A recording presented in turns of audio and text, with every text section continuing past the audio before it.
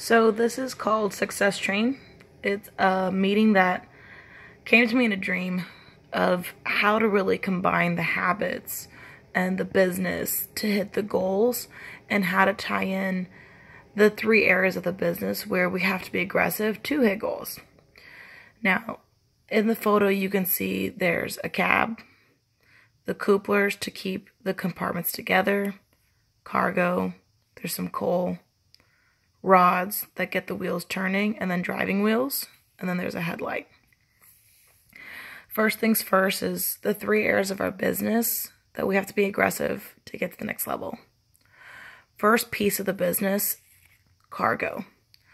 The cargo represents the office, because in the office, that's where you get precious goods or skill sets. So you learn things like the systems, the marketing tools. You learn how to be successful. You learn how to overcome obstacles. Now that precious cargo, just like any destination and any traveling, you want to keep it with you the whole trip. It's not something where you are going to start the trip with learning the marketing system and tools, which is a very important piece of cargo, and then dropping it off halfway down the line to the end goal or the end destination. Like, you have to treat the cargo with care, and you have to maintain consistency with holding the cargo the whole trip. So this represents the office and office habits. Now the second part is the coal. The coal represents networking and resourcing.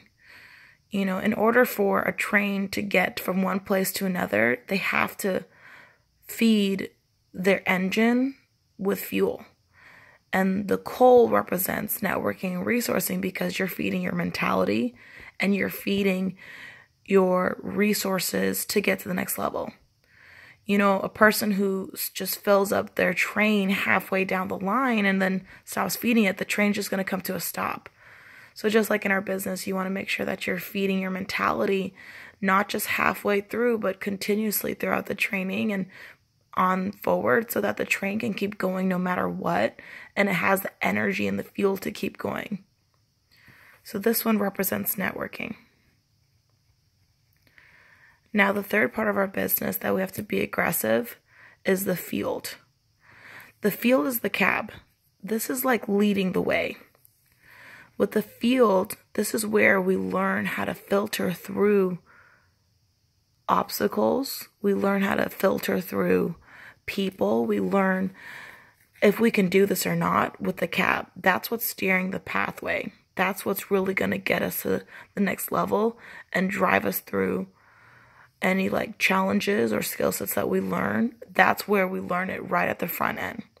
Because the front end is like the field, where we learn how to basically find the direction we want to go.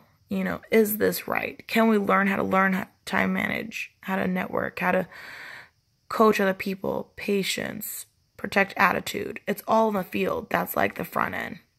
And this is where we learn all that. So the cab is super important, and that has to be definitely the hugest part to master and have perfected. The cab, just like the field. Now the three of our business is going to be office, networking, and field. But from these three areas, what stems the biggest part is the field. Now, how do you be successful in the field? Those come down to three areas, and that's where the coupler comes into place. Because the coupler represents two things. This coupler, it represents pace. Because in the office, we learn pace. We learn how to create intensity, even before getting to the field, how to create urgency, how to create time management, getting things done in a small amount of time with our Atmo. We have workshops, we have impacts, we have a meeting, we have to go over announcements, we have goal circles. So there's a lot going on that we have in a small amount of time. So even before getting to the field, we learn how to have a high pace and high urgency just by learning the morning meeting, the first few days when we learn the systems and tools. So pace starts connecting the dots. Now the other coupler represents the pitch. Now, not only do we learn the pitch in the office setting, but by resourcing and networking, we learn how to master the pitch. We learn how to apply the 5 steps effectively. We learn how to effectively combine them so that these two together can get to the field and all work together. But most importantly, attitude. That's the third one. Now, pitch, pace, and attitude, driving wheels, are the attitude. All these wheels represents attitude, because attitude is everything. Like, no matter what happens in the business, no matter if it's in the field, if it's an office, or we're networking, when we hit challenges or when we don't hit challenges, attitude determines our success. So without any wheels, you can't be successful, period. It doesn't matter how much coal you have to get fired up, how much important cargo you have available to take with you. And it doesn't even matter if you've mastered and perfected your cab to where it's perfect, ready to go. If your attitude sucks and you have no wheels, the train's not going anywhere. Now, how do you know that your wheels are intact, they're ready to go? So these are the 3 ways I know that my attitude is on point. When my mentality is, am I having fun? Yes? Okay, this wheel is good to go. Second question, am I hitting the client's goals? Not my goals, the client's goals. That's part 2. Like, your attitude, you know that you're having good attitude if you're hitting the client's goals. If your goals are 8 closes, but the client says it's 12, if you want to be an effective executive manager and maintain the clients and the shows, you have to hit 12, no matter what. So it's not personal goals, but it's the client's goals. 12 and up, exceeding their standards. So you know, like, your attitude's on point if you're having fun, you're hitting the client's goals, and you're talking to everyone. Now, with this one, people think that, oh, I'm hitting the goals, I'm having fun, quote unquote. But the moment you start questioning the next member, thinking about the no's, comparing each member from each other, and prejudging or skipping people, you're cutting out into your LOA. You've lost your attitude. The moment you have like a side comment after someone says no to you and you move off, or you assume that the next person you talk to is going to be a no, and you kind of get hesitant, you're not talking to everyone with a clean slate, you lost your attitude. So if any 3 of these are off, attitude is lost, and you're not on point.